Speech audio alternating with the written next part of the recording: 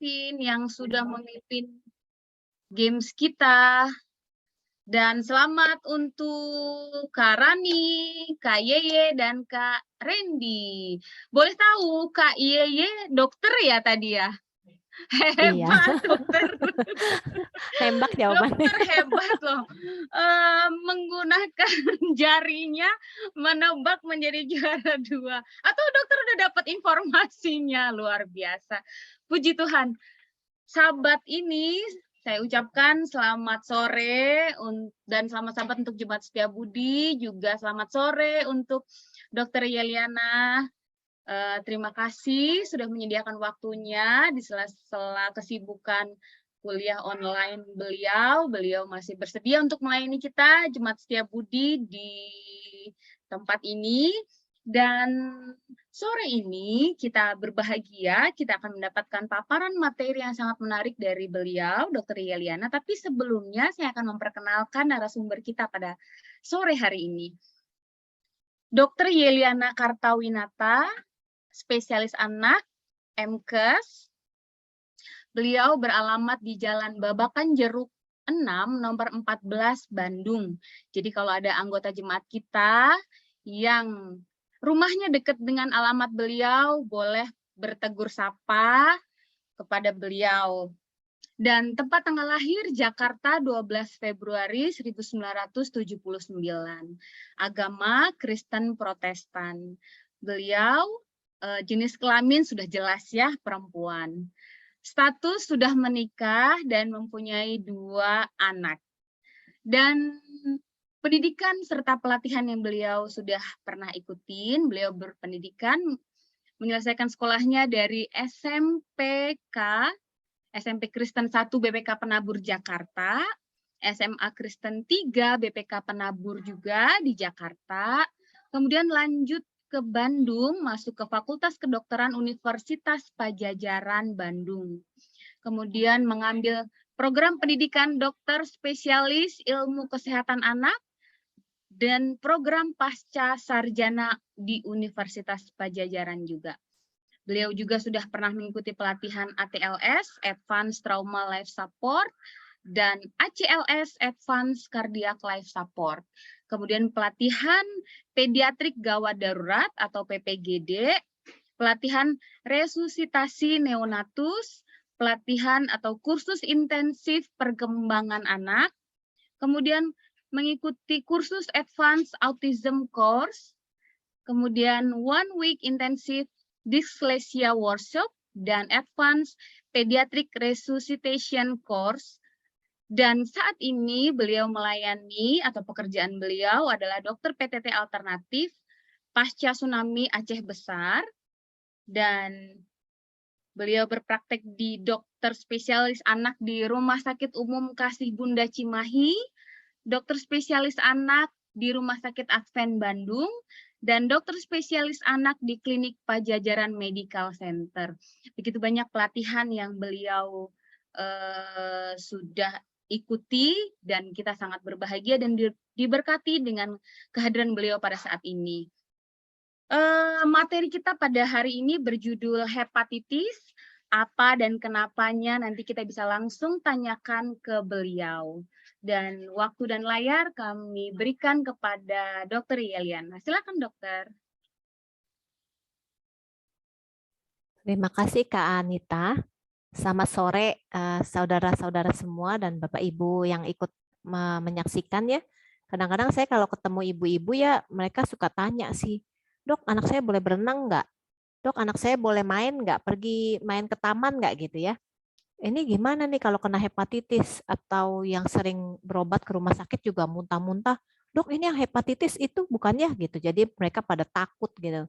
Memang kita sendiri kasusnya belum banyak, tapi kita harus jaga-jaga ya. Nanti kita belajar sedikit deh tentang hepatitis yang sering dulu, nanti baru kita sedikit bahas juga yang unknown origin of hepatitis ya. Saya mulai share screen aja ya.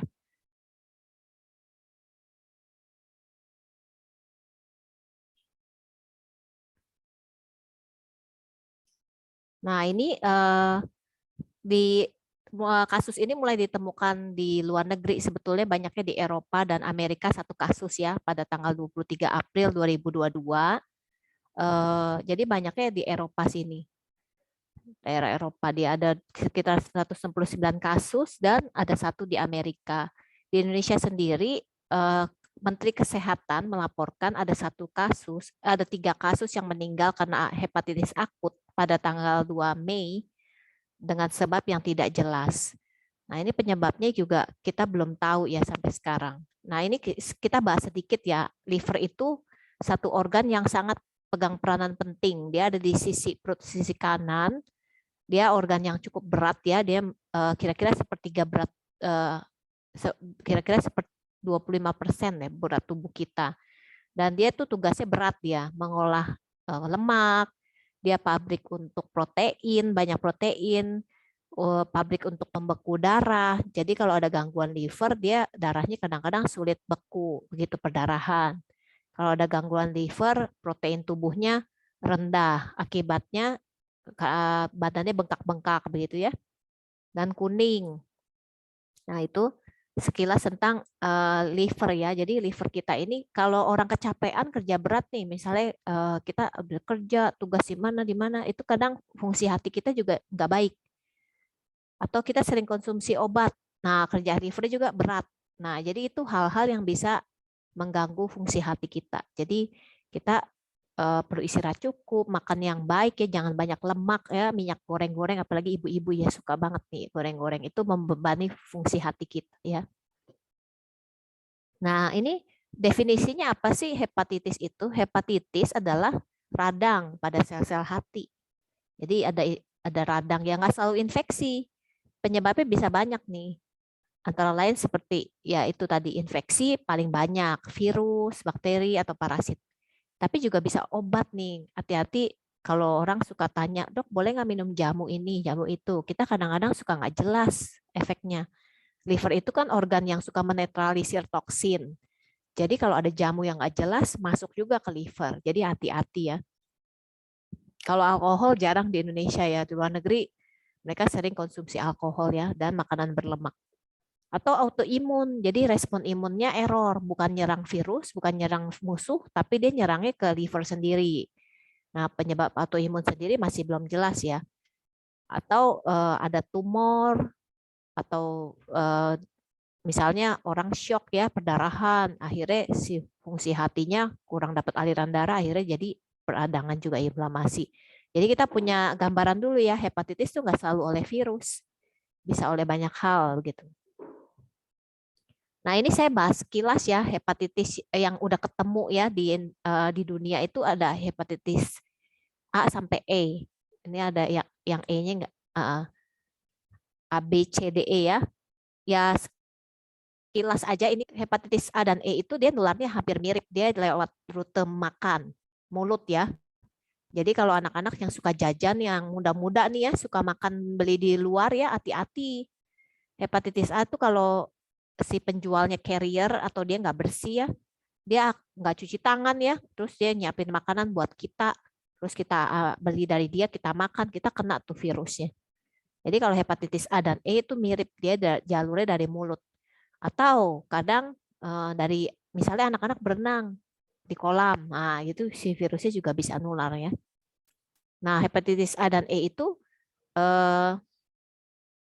dia kabar baiknya ya, kabar baiknya dia kalau udah kena bisa sembuh total. Beda sama BDC. BDC ini kronis sifatnya, bikin kanker liver lagi, serem. Jadi nggak bisa sembuh kalau BDE. Agak sulit meskipun ada antivirus saat ini. Nah, kalau yang A dan E itu tidak ada antivirusnya. Jadi kabar baiknya dia bisa sembuh total, tapi kabar buruknya dia nggak ada antivirus khusus untuk yang virus ini. Kadang-kadang hepatitis A ini menyebabkan hepatitis yang fulminan, yang berat. Ya, jadi tiap virus ada karakteristiknya masing-masing. Nah, jadi ingat kalau hepatitis A dan E jangan jajan sembarangan.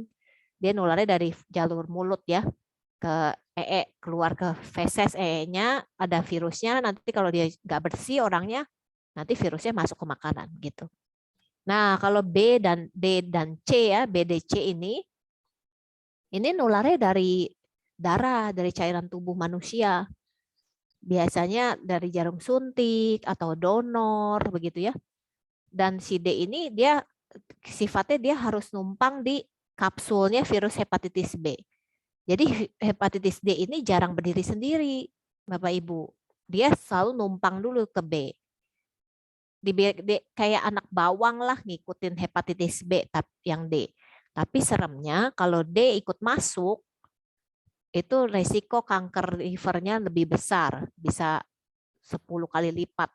Nah, gitu. Jadi oleh karena itu kita kasih supaya jangan jadi kanker hati, anak-anak bayi-bayi yang baru lahir langsung tuh diimunisasi hepatitis B pada 24 jam pertama. Karena kalau dari lahir itu kan bayi-bayi dapat darah dari mamanya. Dia entah persalinannya ada luka, pasti deh nelen darah mamanya ada. Atau darah mamanya lewat ari-ari ke bayinya. Nah, kalau mamanya ada hepatitis B, itu kasihan bayinya kena. Nah, kalau bayi mamanya udah hepatitis B positif, itu pasti si bayi kita suntik dengan antibodi untuk hepatitis B dan kita kasih vaksin untuk hepatitis B. Supaya si bayi itu jangan jadi kanker, begitu ya. Jadi hepatitis B ini beda perlakuan. Kalau orang besar kena hepatitis B, itu ada antivirusnya. Tapi sekali lagi, kadang-kadang hepatitis B, D, dan C ini nggak habis total. Harus selalu dikontrol, dipantau begitu ya. Dan repotnya ini nih ya, ini carrier state nih. B, D, dan E. Carrier itu maksudnya apa? Dibawa seumur hidup sama orang itu. Kalau laki-laki kena hepatitis B, misalnya dia pengguna obat suntik atau ganti-ganti pasangan, dapat hepatitis B dari teman pasangannya itu ya, dia bawa itu seumur hidup. Nanti kalau dia ganti pasangan lagi, pindah lagi tuh virusnya. Ya, jadi ya kita pola hidup yang betul aja. Jangan ganti-ganti pasangan jelas. Apalagi narkoba ya. Itu banyak banget sih side effect yang jeleknya gitu ya. Terus kita ke berikutnya ya. Jadi tata laksananya apa sih nanti kita bahas ya sedikit. Gejalanya nih, gejala dulu deh. Tadi karena si hepatitis itu kan organ yang mengolah bilirubin ya. Zat kuning itu harusnya dibuang. Jadi kuning kuning itu kenapa sih? Kan sel tubuh manusia bikin sel darah merah ya. Sel darah merah kita tiap 120 hari itu Tuhan ganti dengan yang baru. Nah, udah 120 hari sel darah merah kita rusak. Nah, diolahnya masih liver. Sel darah merah yang rusak itu bikin buangan-buangan warna kuning. Nanti buangan-buangan kuning itu bilirubin itu masuk ke liver. Dari liver diolah tuh sama liver, keluar ke pipis sama ke ee. Itu sederhananya deh. Nah, nanti kalau livernya rusak, yang harusnya dibuang ke ee nggak masuk ke ee, jadi ee-nya jadi pucet. Kalau livernya rusak, yang tadi harus buang ke ee nggak masuk ke ee, masuknya ke darah tuh kuningnya. Akibatnya seluruh tubuh kan aliran darah bersirkulasi, bawa kuningnya di darah, jadi orangnya kelihatan kuning gitu, ya. Dan pipisnya yang tadinya kan darah itu lewat ke ginjal disaring, akhirnya buang ke situ tuh kuningnya, jadi pipisnya jadi warna teh pekat gitu. Ya ini sederhananya. Terus ada gatal-gatal, kuning tadi ya pada kulit sama mata. Nah ini gejala-gejala ini gejala virus nih, nyeri otot, demam, rasa lelah ya, kan nyeri perut atau muntah ya, hilang nafsu makan. Nah nanti kita lihat ya, kalau definisi acute severe hepatitis itu dia ditandai dengan gejala yang hebat. Gagal hati, dilihatnya nanti dari fungsi hatinya, kita cek lab. Ada namanya SGPT, ya itu di atas 500. SGPT itu adalah enzim yang ada di dalam sel liver. Jadi waktu sel liver pecah, si enzim itu lepas ke darah, jadi kadarnya jadi tinggi. Dan normalnya di bawah 30. Kalau yang severe liver failure itu di atas 500. Gitu ya. Kemudian ada gangguan ginjal juga. Nah ini, pembekuan darah jadi jelek, orangnya perdarahan. Kadang-kadang ngeganggu ke saraf, jadi penurunan kesadaran ya. Kalau ada penurunan kesadaran, koma, kematiannya bisa sampai 90%. Ya. Nah, ini yang unknown etiology of hepatitis itu banyak banyak penelitian mungkin di luar negeri udah advance banget ya, mereka bisa hepatitis A sampai E mereka udah cek langsung, virus adenovirus dicek, terus SARS-CoV-nya juga dicek, mereka periksa ini semua ya. Di penelitian di Inggris memang banyak ketemu adenovirus, tapi saya baca juga di Indonesia ternyata nggak terbukti tuh adenovirus, jadi sampai sekarang masih tanda tanya, penyebabnya belum tahu ya. Ini kita jelas, makanya guru saya Dr. Anggra ini itu lagi penelitian, kita semua seluruh rumah sakit dilibatkan, kalau ada ketemu kasus seperti ini kita harus lapor gitu ya. Nah, ini yang ada di Alabama ya, jadi ini umurnya kira-kira 0 sampai 6 tahun. Ada juga yang bilang sampai 16 tahun yang kejadian di luar negeri ya. Anak perempuan lebih banyak dari anak laki-laki. Kemudian ini gejalanya banyak yang muntah sama mencret, demam gitu ya, kuning. Terus SGOT-SGPT sampai 1000 lebih begitu ya. Nah, ini mereka tuh dicek dari 9 pasien, 99-nya dicek adenovirus, Epstein-Barr, enterovirus ya, ini virus-virus mereka canggih banget deh. Sampai di biopsi livernya. Nah, ternyata ketemunya di luar negeri ya, adenovirus, Epstein-Barr virus, sama enterovirus yang banyak ya. Tapi di Indonesia nggak terbukti itu adenovirus. Jadi sampai sekarang masih tanda tanya kita juga. Nah, kalau udah kena nih gimana nih tata laksananya? Memang tidak ada terapi khusus untuk hepatitis. Paling kita kasih orangnya istirahat. Kemudian kan mual muntah tuh, kita mesti jaga tuh cairannya jangan sampai dehidrasi, harus ada cairan yang masuk. Harus rawat sih biasanya ya. Terus kemudian obat-obat juga sesuai gejala. Misalnya kalau ada demam, kita mungkin pakai ibuprofen.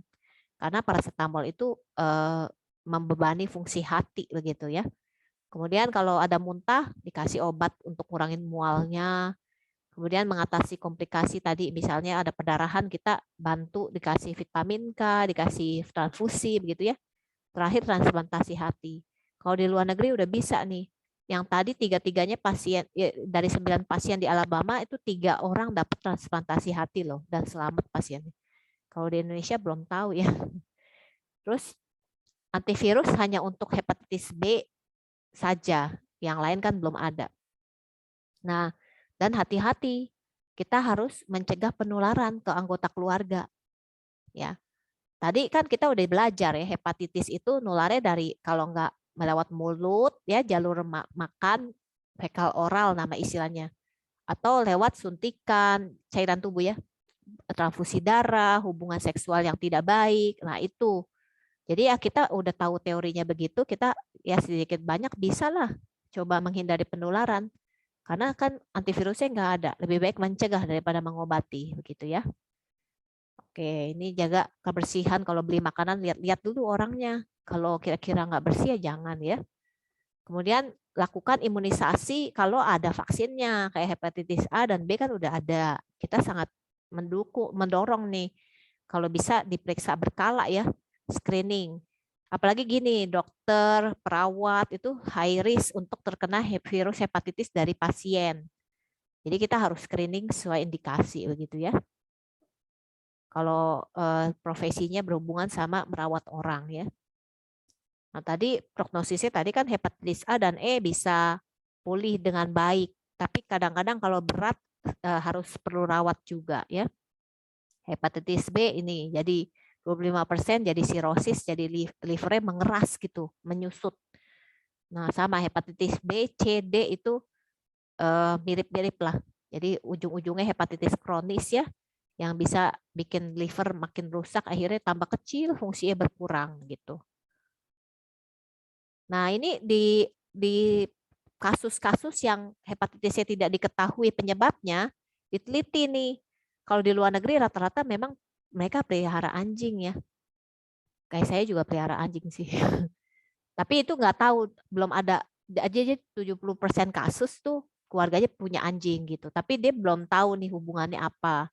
Terus 3/4 memang pakai paracetamol. Kan tadi kita tahu ya kalau paracetamol membebani fungsi hati. Tapi memang dokter banyak yang pakai paracetamol karena paling aman. Tapi kalau udah terbukti ini kasus hepatitis, kita biasanya ganti, nggak pakai paracetamol, kita kasihnya ibuprofen ya.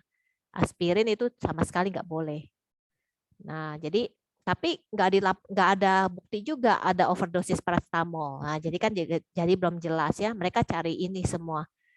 Nah, vaksinasi COVID-19 ada hubungannya nggak sama yang hepatitis akut yang tidak jelas ini? Nah, kadang ini kan kasusnya semua terjadi pada anak usia 0 sampai 9 tahun. Rata-rata kasusnya di bawah 5 tahun. Memang mereka kan belum terima vaksin, belum bisa divaksin COVID.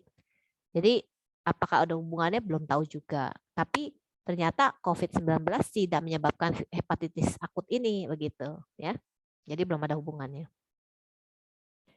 Nah, ini dari guru saya titipan kalau kita ketemu kasus yang tidak jelas, hepatitis tidak jelas ini yang dicek banyak banget ini.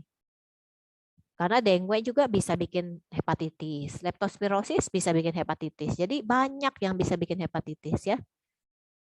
Jadi kalau kita udah tak ketemu anak dengan tanda ini hepatitis akut berat tadi ya, anaknya nggak sadar, muntah sama ini, muntah terus nggak bisa masuk, nggak sadar jadi koma ya, jadi penurunan kesadaran, kemudian ada perdarahan ya, langsung tetap harus kita rujuk ke rumah sakit begitu ya. Ini saya nggak bahas lebih detail, ini untuk kita tahu aja alurnya. Jadi nanti ini di bagiannya Kawasti ya di rumah sakit. Nah, jadi kalau ada yang kita ketemu kasus SGPT di atas 500, itu harus kita laporkan ke Dinkes untuk investigasi lebih lanjut gitu ya. Nah, infection control itu mencegah penularan yang tadi kita kan udah tahu ya penularannya lewat oral fekal atau cairan tubuh ya udah kita hati-hati. Dia bukan kayak COVID ya, Bapak Ibu. Kalau COVID kan lewat udara, batuk-batuk keluar virusnya ya. Kalau ini enggak hepatitis. Jadi lakukan cuci tangan yang benar, pakai gaun ya sebelum masuk dengan pasien. Kita pakai gaun yang baik, nanti setelah selesai kita lepas tuh di tempat yang baik, disimpan cuci tangan gitu. Jadi enggak terlalu secepat nyebar kayak COVID gitu ya. Oke, ini karena banyak yang masih belum diketahui, kita masih banyak menunggu pedoman juga dari Kemenkes gitu. Sekian, terima kasih presentasi saya ya.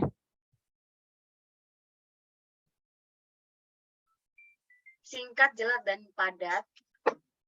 dan padat tentunya penjelasan dari Dr. Yeliana. Ada beberapa pertanyaan yang masuk, atau sebelum saya bacakan ada yang mau bertanya secara langsung dari paparan penjelasan dokter mengenai hepatitis, boleh langsung dibuka mikrofonnya dan boleh ditanyakan langsung pada dokter. Silahkan, apakah ada yang mau bertanya?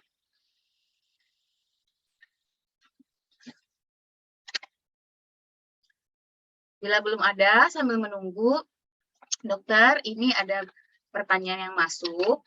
Mungkin dokter boleh jawab. Yang pertama, dokter, apakah kalau ada satu anak yang kena hepatitis A, dan ceritanya anaknya lebih dari satu, dokter, apakah perlu diisolasi anak yang lain agar tidak tertular, dokter? Kemudian itu pertanyaan bagus ya. Satu lagi dulu dibacain. Oke, yang kemudian satu lagi dokter, bila kena hepatitis ada nggak pantangan makanannya dokter? Demikian. Oke, ini dari Ibu siapa tadi, Kak Anita? Ini ada titipan dari Ibu dokter, tapi ibunya nggak ada di sini. Oh iya, oke. Ya, hepatitis A kan tadi kita tahu nularnya dia dari jalur mulut ya. Jadi kalau bisa ya kita memang pisahin dia, tapi bukan pisahin strict kayak COVID, enggak. Kalau COVID kan pakai masker, udah mesti tutup pintu, udaranya nggak boleh keluar gitu ya. Kalau ini asal kita cuci tangan sama alat makan jangan bareng. Kan tadi kalau dia muntah, nah itu ada virusnya. Kalau dia mencret itu ada virusnya. Waktu kita habis bersihin dia ya, muntahnya atau habis cebokin dia ya, jangan lupa cuci tangan pakai air sama sabun supaya kita nggak bawa virusnya ke orang lain gitu. Terus alat makan, itu kan air liurnya juga ada virusnya. Jadi jangan satu gelas, pisahin masing-masing. Jadi kalau saya sih memang biasain lebih baik anak-anak pakai gelas masing-masing, jangan bareng gitu dari kecil. Nanti kalau dia misalnya nggak dibiasain nih temennya di sekolah nih punya bekal, dia ikut minta tuh bareng. Nah, itu nanti tipes lah, hepatitis A lah, nular gitu. Minum bareng, temennya hepatitis, dia ikut kena gitu. Jadi dari kecil kita biasain dia masing-masing. Di rumah juga punya gelas masing-masing, sendok jangan campur begitu. Itu cara mencegahnya ya. Jadi nggak usah diisolasi seketat COVID. Kita yang penting asal ini kan kontak, dia nulari dari kontak. Jadi kita bawa virusnya lewat tangan, lewat alat makan begitu. Nah, tadi pertanyaan yang kedua, pantangan ya. Nggak ada pantangan. Tadi kan yang kita tahu fungsi hati itu untuk mengolah lemak. Jadi jangan makan yang berminyak kayak susu atau keju, gorengan ya. Itu dikurangin dulu selama ada masalah di liver kita. Jadi makannya sayur bening, tumis-tumis kuah-kuah bening, itu boleh, masih boleh. Ya, begitu ya. Terima kasih dokter untuk jawabannya, dua jawaban yang pertama. Nah, ini ada masuk dalam kolom chat kita, dokter, dari Ibu Itan Nulingga. Mau tanya dokter, tadi disebut lebih banyak kasus ke anak perempuan. Penjelasannya secara medis bagaimana ya dok? Terima kasih. Silakan dokter Yeliana. Jadi Ibu Intan ini memang mereka penelitian kebetulan statistiknya lebih banyak perempuan daripada laki. Tapi mereka tidak jelaskan kenapa. Jadi apa mungkin kebetulan aja ya, atau memang ada ke arah gender belum tahu. Saya sendiri belum bisa jawab ya. Jadi memang dari penelitian yang melaporkan mungkin banyaknya wanita ya dokter ya. Iya, iya betul. Karena mungkin pria-pria yang tidak banyak untuk berbicara daripada para wanita ya dokter ya. Jadi mereka menyembunyikannya. Mungkin perempuan lebih suka jajan kayak Kak Anita ya. Iya, betul sekali. Baik, terima kasih dokter chat dari Ibu Ita Sinulinga. Selanjutnya dokter ini ada pertanyaan lagi. Hepatitis tuh ada komplikasinya nggak dokter gitu? Jadi bisa mengarah kemana dokter pertanyaannya? Oh iya, balik lagi ya ke dasar fungsi hati tadi untuk membuat protein, dia pabrik untuk albumin. Jadi kalau fungsi hatinya lagi bermasalah, albuminnya turun tuh, nggak ada yang bikin. Kalau nggak ada albumin, nggak ada putih telur, badan kita bengkak-bengkak Bu. Itu ya. Yang kedua, dia kan fungsinya membuat pembeku darah dia. Jadi faktor-faktor pembeku darah tuh pabriknya liver. Jadi kalau dia lagi macet, faktor pembekuan darah nggak ada, anaknya perdarahan. Jadi kesian darahnya susah berhenti. Ya, jadi udah mana kuning tadi ya, tadi saya udah jelasin. Karena si kuning yang harusnya dia di liver diolah dibuang ke pipis sama macet. Akhirnya nggak bisa buang ke masuk ke darah. Dari darah beredar ke seluruh tubuh, gatel seluruh tubuh. Terus kuningnya itu di darah disaring sama ginjal, keluar kencingnya gelap. Nah, yang kita takut kalau kuningnya tinggi di darah itu bikin gangguan di otak, jadi penurunan kesadaran. Ya, jadi ujung-ujungnya itu yang serem, yang berat itu penurunan kesadaran, gangguan pembekuan darah, terus anaknya bengkak-bengkak, begitu. Terima kasih dokter. Ini ada Kak Kim bertanya. Selamat sore dokter, izin bertanya, kalau misalkan virus yang menyebabkan hepatitis ada di makanan, apakah dapat mati kalau makanannya dipanaskan atau dihangatkan dulu ke dalam microwave? Terima kasih dokter. Iya, betul bisa. Bisa. Virus itu paling nggak tahan sama panas. Iya, dan dia perlu sel hidup untuk bertahan ya dia. Jadi kalau kena panas dia heating mati sih memang. Jadi baiknya memang dipanaskan dulu ya sampai mendidih atau di microwave ya suhunya yang cukup ya. Jadi jangan cuma anget, harus panas betul. Begitu. Oke, terima kasih dokter dari Kak Kim. Jadi Kak Kim kalau habis jajan udah dingin sampai rumah boleh dipanasin lagi begitu ya dokter ya supaya udah mati virus hepatitisnya. Baik, ini pertanyaan dari saya dokter sebagai ibu-ibu. Apa sih saran terbaik dokter untuk mendeteksi dini agar anak-anak kita karena sekarang saat ini kan lagi hype nih dokter, lagi naik daun hepatitis yang belum diketahui kepada anak. Apa yang menjadi saran dokter kepada kami para orang tua mendeteksi dini anak-anak kami? Terima Jadi kasih dokter. gejala yang sederhana ya, Kak Anita, mungkin kita bisa lihat dia matanya kuning, ya. Tapi hati-hati, kadang-kadang gini, tangan kulitnya kuning itu bisa karena makan pepaya atau wortel tiap hari dikasih itu, ya itu kuning juga. Tapi kalau di mata itu beda. Kalau pepaya wortel nggak bikin kuning di mata. Nah itu bedanya. Jadi kalau lihat tangannya kok kuning ya udah ketakutan dulu. Lihat matanya, matanya kuning nggak? Kalau matanya ikut kuning berarti itu ada something wrong ya. Terus gejala lain yang gampang dia suka mual, dikasih makan mual gitu ya. Dan tadi gatal. Gatalnya nggak ada bentol, seluruh tubuhnya gatal gitu, dia nggak bisa diem gitu, gelisah. Nah itu gejala-gejala yang mungkin yang bisa kelihatan ya awal-awal begitu. Oke, terima kasih dokter. Jadi kalau mata anak kita kuning, ada mual, ada gatal, mungkin perlu diobservasi ya dokter ya. Apakah diare juga menjadi salah satu dari gejala awal dokter? Bisa, bisa. Tadi kan kita lihat ya gejalanya banyak tuh, yang di penelitian di Alabama juga ada diarenya banyak. Ya, jadi muntah dan diare karena Oh, itu kan satu paket ya di saluran cerna tuh. Jadi ke atasnya muntah, ke bawahnya mencret begitu. oke deh. Banyak sudah pertanyaan dan banyak informasi yang sudah kita dapatkan. Mungkin sebelum kita ada pertanyaankah selanjutnya lagi yang boleh kita tanyakan kepada dokter untuk saat ini? Yang masuk melalui chat, pertanyaannya sudah dokter jawab dengan baik dan mungkin ada pertanyaan langsung yang akan diberikan. Boleh, masih diberikan kesempatan.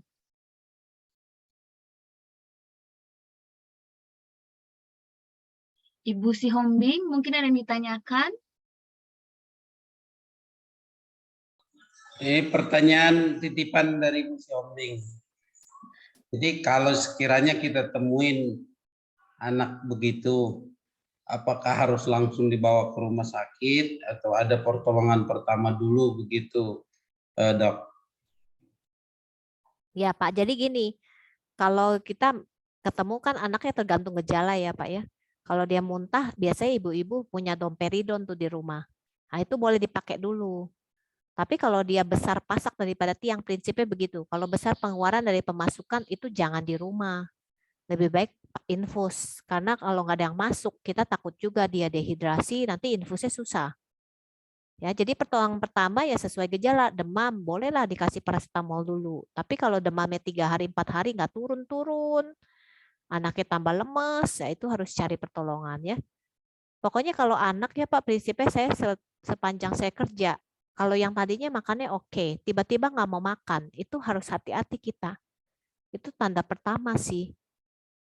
Jadi nafsu makan anak tuh gimana? Tadi kan kita lihat juga gejalanya tuh loss appetite, jadi nafsu makan nggak ada. Kalau dicoba 2 hari masih nggak mau makan, apalagi tambah mencret, tambah muntah, besar pengeluaran dari pemasukan, prinsipnya itu nggak boleh di rumah begitu. Jadi kalau mau pakai obat misalnya dikasih vitamin dulu, orang tua ya suka pakai vitamin atau paracetamol atau tadi obat muntah boleh. Tapi pokoknya prinsipnya tadi besar pasak daripada tiang, besar pengeluaran dari pemasukan jangan di rumah begitu. Terima kasih, Dok. Ini itu pertanyaan dari Ibu Siombing sekarang Pak Siombing. Oh ya, Yang boleh Pak. disebutkan dengan anak ini sampai umur berapa? Kalau menurut WHO anak itu ya kalau orang tua juga kan anak dari neneknya gitu. Jadi umur berapa? Jadi biar kita waspada Sampai saat gitu. ini Pak, undang-undang yang terbaru ya dari Undang-Undang RI juga yang nomor 35 kemarin baru saya baca-baca lagi itu sampai 18 tahun sesuai deklarasi hak anak, Pak. Jadi mulai remaja-remaja itu masih sama dokter anak ya. Ini anaknya udah gede, udah remaja ya, Kak. Jadi sampai umur 18 tahun, Pak. Kurang sehari 18 tahun tok hari ulang tahun langsung ke internis begitu ya.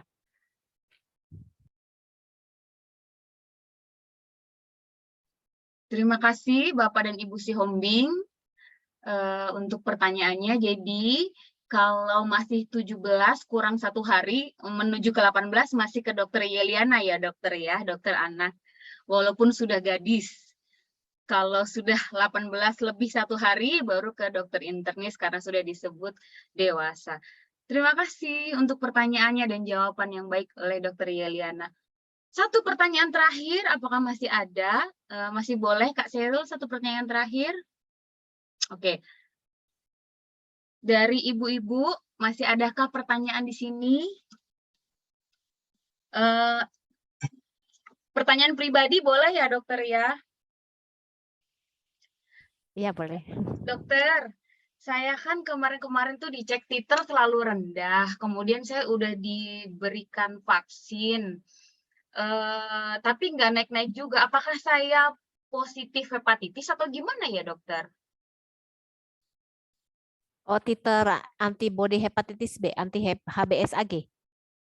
Oh, memang kadang-kadang ada orang-orang tertentu yang titernya emang nggak tinggi ya. Titer anti HBS-nya di bawah 10, itu harus 3 kali ulangnya vaksinnya. Jadi kalau titer antibodinya di antara 10 sampai 100, itu ulangnya 1 kali. Jadi aku nggak tahu nih kadarnya Kak Anita levelnya berapa. Kalau di bawah 10 harus 3 kali suntiknya.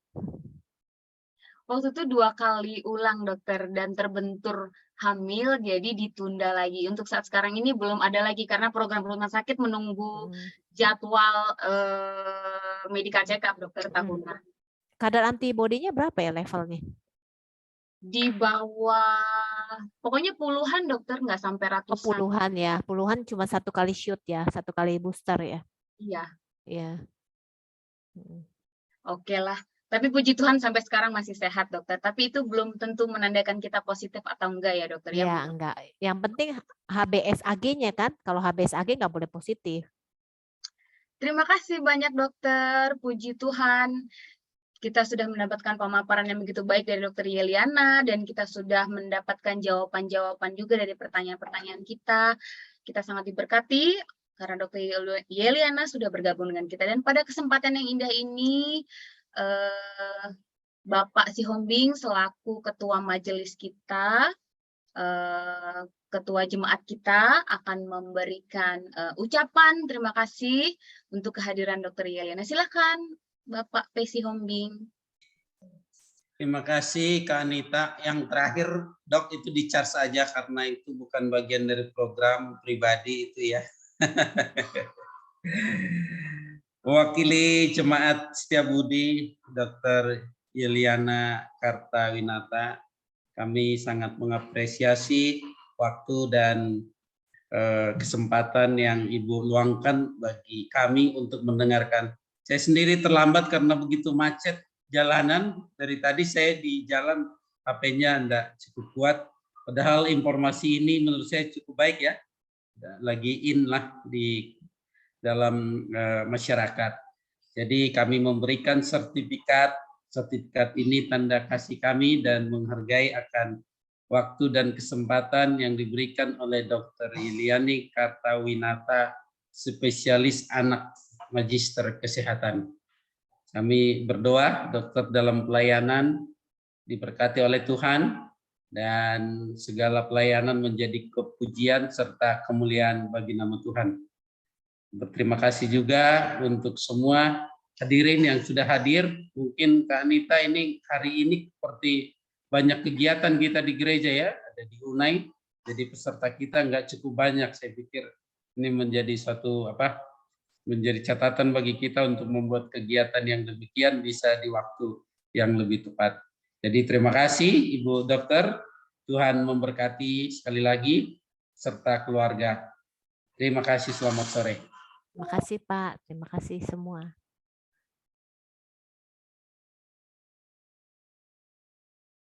Baik, terima kasih Bapak Sihombing selaku Ketua Majelis Jemaat kita, dan terima kasih sekali lagi kepada Dr. Yeliana. Terima kasih untuk Suster Wasti juga sebagai penghubung kepada dokter. Nanti minggu ini saya akan bertemu dengan dokter untuk mengucapkan terima kasih secara langsung kepada dokter. Dan ada titipan nanti dari kami, ucapan terima kasih dari Jemaat Setiabudi kepada dokter. Saat sekarang ini kami akan melanjutkan acara